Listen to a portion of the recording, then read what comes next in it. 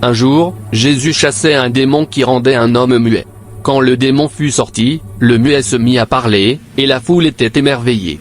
Cependant quelques-uns disaient, c'est par le pouvoir de Béelzébul, le chef des démons, qu'il chasse les démons. D'autres, pour lui tendre un piège, lui réclamaient un signe venant du ciel. Mais, comme il connaissait leurs pensées, il leur dit, tout royaume déchiré par la guerre civile est dévasté et les maisons s'y écroulent l'une sur l'autre. Vous prétendez que je chasse les démons par le pouvoir de Béelzébul. Mais si Satan est en conflit avec lui-même, comment alors son royaume subsistera-t-il? D'ailleurs, si moi je chasse les démons par Béelzébul, qui donc donne à vos disciples le pouvoir de les chasser? C'est pourquoi ils seront eux-mêmes vos juges. Mais si c'est par la puissance de Dieu que je chasse les démons, alors, de toute évidence, le royaume de Dieu est venu jusqu'à vous. Tant qu'un homme fort et bien armé garde sa maison, ses biens sont en sécurité.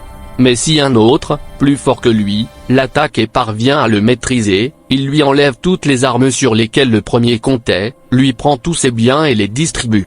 Celui qui n'est pas avec moi est contre moi, et celui qui ne se joint pas à moi pour rassembler, disperse.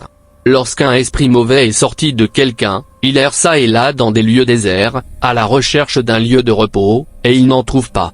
Il se dit alors, mieux vaut regagner la demeure que j'ai quittée. Il y retourne donc et la trouve balayée et mise en ordre.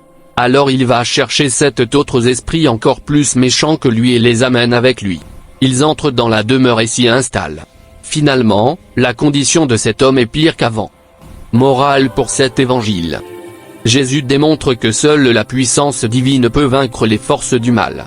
Les accusations des sceptiques sont illogiques, Satan ne détruirait pas son propre royaume.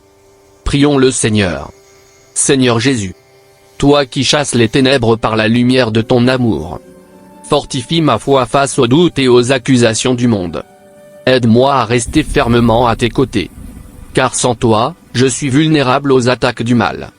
Nettoie mon cœur et remplis-le de ton Esprit Saint.